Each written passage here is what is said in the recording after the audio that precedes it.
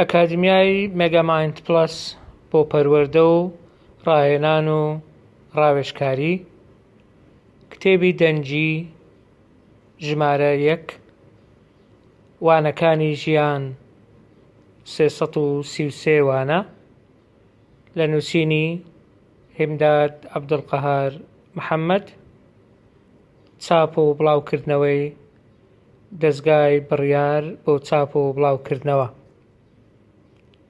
بەشی 4 وانەی 201 بیرکردنەوەی کۆن قەرزێکی گرانبەهایە لەسەر هەر تاکێک دەبێ بیداتەوە. Old thinking is a heavy debt that every individual should pay back. وانەی 202 ئەگەر ویستت ئاستی هۆشیاری کەسێک بزانی، ئەوە سەیری چۆنیەتی گفتوگۆکردن و هەڵس و کەوتی بکە لەگەڵ ئەوانەی بۆچوونی جیاوازیان هەیە. If you want to know the intellectual level of someone, look at his way of talking and behavior with those who have different opinions with him. وانەی 203 ئەوە ببەخشە کە دەتەوێ، زەردەخەنە، ئەوین، هاوڕێیەتی، پەروەردە و فێرکردن، ڕێز، وەفا، تەنانەت پارەش. Give those that you need: smile, love, friendship, education, respect, loyalty, and even money. وانەی 204 با ئاگاداری خووەکانمان بین، چونکە ژیانمان ڕەنگدانەوەی خووەکانمانە. Let's take care of our habits, because our lives are reflections of our habits. وانەی 205 ئەگەر ویستت ژنێک فریو بدەی، بیر لە دایک و خوشک و هاوسەر و کچەکەت بکەوە. If you wanted to deceive a woman, think of your mother, sister, wife, and daughter. وانەی 206 هەرگیز هەوڵ مەدە بە ترس و تۆقاندن ڕێزی خەڵک بەدەستبێنی، چونکە ڕێزگرتنێکی کاتیە. Never try to get other people's respect through fear, because it will be temporary respect. وانەی 207 دنیای فراوان سوودی چییە ئەگەر پێڵاوەکانت تەسک بێت؟ What is the use of the wide world if your shoes are tight? وانەی 208 کورسی سەرتاش هەر جارەی کەسێک بۆ ماوەیەک لەسەریدا دەنیشێ، بەڵام نابێتە خاوەنی ئەو کورسیە و دووکان و سەرتاشەکە. بە هەمان شێوە پۆستیش. Every now and then someone will sit on a barber chair for some time, but that person will never own the chair, nor the shop, nor the barber. Similar to posts and positions. وانەی 209 هەر وشە و هەڵس و کەوتێک نوێنەرایەتی بەشێک لە کەسایەتی تۆ و پەروەردەی خێزانەکەت دەکات، بۆیە وریابە. Be careful. Every word and behavior represents part of your personality and family education.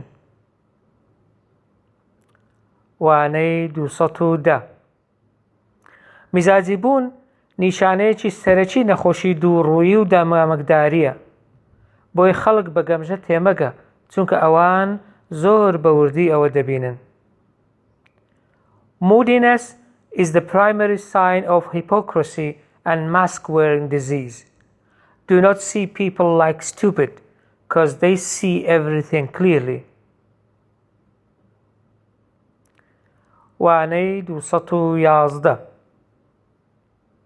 لە دەوروبەرت کەسانی زیرەکتر لە تۆ هەن، بەس وەک نازیرەک هەڵس و کەوت دەکەن. پێویستە جارجار لە خۆت بپرسی بۆچی وایە؟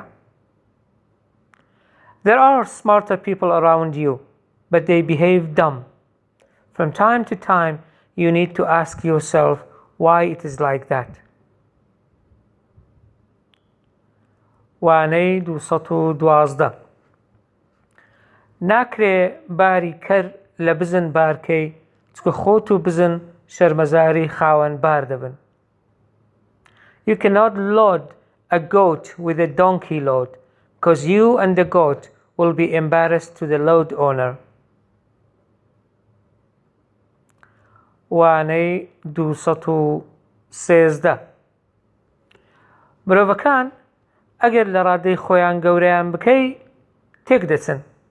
ئەگەر مریشک زۆر پف بدەی هەوڵ دەدات هێلکەی قاز بکە. بەمەش زیان بە خۆی و خاوەنەکەی دەگەیەنێ. Human beings get rotten if they are excessively grown. Similarly, if you blow wind into chicken, it will try to lay goose egg. Consequently, he and the owner will be losers. وانەی 214 دوور بڕوانە کەسایەتی خۆت بۆ خۆشەویستکردن لای کەسانی سەروی خۆت لەدەست مەدە، چونکە نە ئەوان تا سەر لە سەر و دەمێننەوە نە تۆش هەروە زەلیل. Look far. Do not lose your personality just to make yourself look lovely to people above you, because neither they stay above for good nor you stay so low. وانەی 215 ئەگەر ویستت لە کەسێک بدەی گەمژەیە لە خاڵی بەهێزی دەست پێ بکەی، چونکە نەک هەر سەرکەوتوو نابی بەڵکو ڕیسواش دەبی. If you want to beat someone, it will be stupid to start from his strong points, because you will not only fail but be embarrassed as well. وانەی 216 بۆ ئەوەی کەسێکی سەرکەوتوو بی دەبێت سەرەتا خاوەنی خۆت و بڕیارەکانت بی، نەک بووکەڵەی دەستی ئەم و ئەو. To be successful, first you need to own yourself and your decisions instead of being others' puppet. وانەی 217 هەرگیز فرمێسک و ئازاری کەسانی دی مەکە خۆراکی خەندەکانت. Never feed others tears and pains to your smiles. وانەی 218 ئەگەر زانست لە سینەتدا حەبس بکەی و ڕێ لە بڵاوبوونەوەی بگری ئەوە سزات دەدات. If you imprison knowledge within yourself and prevent its spread, it will penalize you. وانەی 219 ئەگەر بتەوێت سەر بکەوی دەبێ بزانی چۆن ناکەوی. If you want to succeed, you should know how not to fail. وانەی 220 ئەگەر ڕاوێژ بە کەسانی لە خۆت بە ئەزموونتر نەکەی تووشی هەڵە دەبی، چونکە ئەوان بەو هەڵانەدا تێپەڕیون. If you don't consult who has more experience than yourself, you will make mistakes because they have gone through these mistakes. وانەی 221 ئەوەی نەتوانێت لە ژێر فشاردا بڕیاری دروست بدا نابێتە سەرکردە و پێشەنگ. Those who cannot make sound decisions under pressure will not become leaders or role models. وانەی 222 متمانەی کوێرانە بە کەس مەکە، چونکە مرۆڤ و ژیان لە گۆڕانی بەردەوامدان.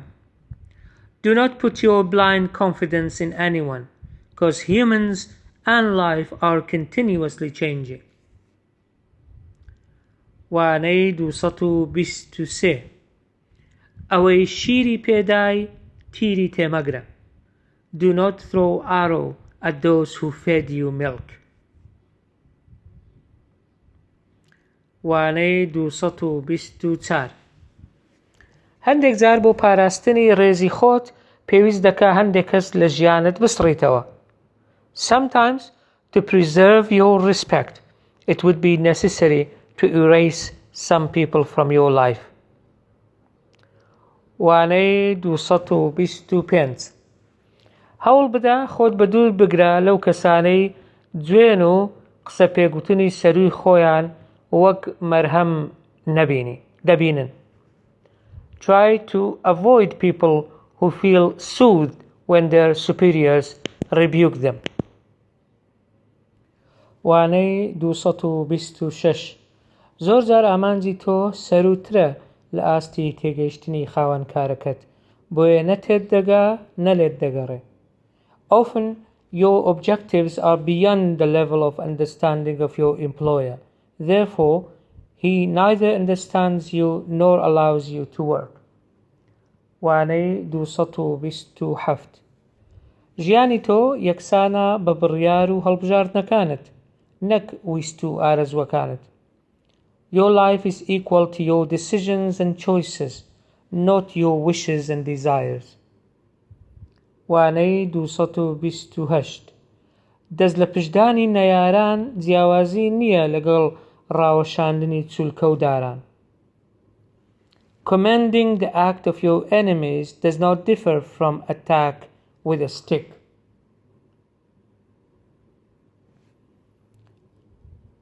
وانەی 229 ئەگەر دەتەوێ خۆت بناسی سێلفی ناخت بگرە نەک ڕوخسار. If you want to know yourself, take a selfie of your inner side, not your face. وانەی 230 هەرچەند منداڵی خۆت تفت و تاڵ بێ نەکەی گەرای بوغز و کینە لە دڵدا دانیت. No matter how bitter and hard was your own childhood, never think of cultivating seed of hatred in your heart. وانەی 231 خەندە بۆ فریودان بەکار مەهێنە چونکە خەندەی ساختە جێی متمانە نییە. Do not use smile to deceive others because fake smiles are not dependable. وانەی 232 چۆن تۆ مافت هەیە هاوڕێیەکانت هەڵبژێری کەسانی تریش هەمان مافیان هەیە بۆیە ناکرێ خۆت لەو کارە هەڵبقورتێنی. As you have the right to choose your friends, other people have the same right, so do not interfere in this issue. وانەی 233 زلەی خۆبەزلزانین هێندەی زەمین لەرزەیەک زەرەری هەیە. Slap of arrogance is as harmful as an earthquake. وانەی 234 سیخوڕێکردن بەسەر هاوپیشەکانت بە کوێرە ڕێیەکتدا دەبا نەدەتوانی پێیدا تێپەڕی نەبگەڕێەوە. Spying on your co-workers leads you to a dead end that you cannot go through or step back. وانەی 235 بۆی لە کارجێڕیدا سەرکەوتووبی یەکەم وتت بۆ هاوکارانت با بریتی بێت لە دەزانم من لە هەمووتان باشتر نیم بەڵام پێکەوە دەتوانین باشترین ئەنجام بدەین و بە کرداریش جێبەجێ بکە. In order to be a successful administrator, let your first words be, I know I'm not better than all of you, but together we can do the best, and apply this in action. وانەی 236 نیازی تۆ گرنگە نەک تێگەیشتنی ئەوان بۆیە بە متمانەوە بەردەوام بە. Your intention is more important than their understanding, so continue with confidence. وانەی 237 بۆی وشەکانت بیستراو بن لە هەموو شوێنێک و هەموو کاتێک بۆ هەموو کەسێک قسە مەکە. For your words to be heard, do not speak in every place all the time and to all people. وانەی 238 مرۆڤی ڕەسان بە دڵخۆشبوون و سەرکەوتنی کەسانی دی شاد و ئاسوودە دەبێت. Genuine people become happy and comfortable when they see others' happiness and success. وانەی 239 مرۆڤەکان بێدەسەڵاتن چکە ناتوانن ڕێگە لە پیربوونی دایک و باوکی خۆیان بگرن. Human beings are weak because they cannot prevent their parents from aging. وانەی 240 لە کارجێڕی سەرکەوتوودا ڕەتکردنەوەی داواکاریش بە شێوازێکی گونجاو و بەڕێزەوە ئەنجام دەدرێت نەک بە پێچەوانەوە. In successful administration, even rejecting requests will be conducted with respect and appropriately, not the opposite. وانەی 241 لە هەر شوێنێک موچە بوو بە نووچە ژیان تێیدا پوچە. The place where salary becomes the news, their life will be absurd. وانەی 242 ئەوەی نەبوونی بینی بێت زیاتر قەدری بەخشین دەزانێت. Those who have seen poverty value donations better. وانەی 243 ئاسوودەیی لە ماڵێکی گەرم و گیرفانێکی پڕدا نییە بەڵکو لە عەقڵێکی پڕ و دڵێکی گەرمدایە. Happiness is not found in warm houses and full pockets, but in full brains and warm hearts. وانەی 244 یاری دڵشکاندن لەگەڵ کەس مەکە چونکە ئازارەکان ڕاستەقینەن. Do not break hearts as joke because pains are real. وانەی 245 هەندێک جار لە دەستدان یەکسانە بە قازانج بۆ نمونە برادەر و خۆی خراپ. Sometimes losing equals winning, for instance, losing a bad friend or a bad habit. وانەی 246 پڕ بژی و بەتاڵ بمرە. Live full and die empty. وانەی 247 بیرکردنەوەی ئەرێنی کلیلێکە دەرگاکانی مەشک دەکاتەوە. Positive thinking is a key that opens doors of your brain. وانەی 248 لە یاری تۆپی پێدا ئەگەر یاریزانێک لە گێمی یەکەم خۆی زۆر هیلاک بکە بۆ گێمی دووەم هێزی وەک جاران نامێنێ و ژیانی ژوایە. In a football match, if a player tires himself very much in the first half, he will not have the same energy for the second. Life is like that. وانەی 249 خوێندنەوە گەشتکردنە بەنێو ئەزموونی کەسانی دی. چەندی پتر گەشت بکەی زۆرتر فێر دەبی. Reading is traveling through others' experiences. The more you travel, the more you learn. وانەی 250 باوەش بۆ یەکتری بکەنەوە نەک باوەشیان لە ئاگری ڕق و تۆڵە بکەن. Open your arms for each other instead of fanning the fire of hatred and revenge. وانەی 251 خاچی بە لە دڵەوە پێ بکەنە ئەوانی دی بخە پێکەنین چونکە ژیان لە گۆڕاندایە. Be modest. Laugh from the bottom of your heart. Make others laugh because life is changing. وانەی 252 پێویست ناکە بۆ هەموو کەسی بسەلمێنی کە تۆ چەند باشی. هەندێک جار هەوڵدان بۆ خۆسەلماندن دەچێتە خانەی خۆکەمکردنەوە. There is no need to prove your goodness to everyone. Sometimes trying to prove yourself could be belittling yourself.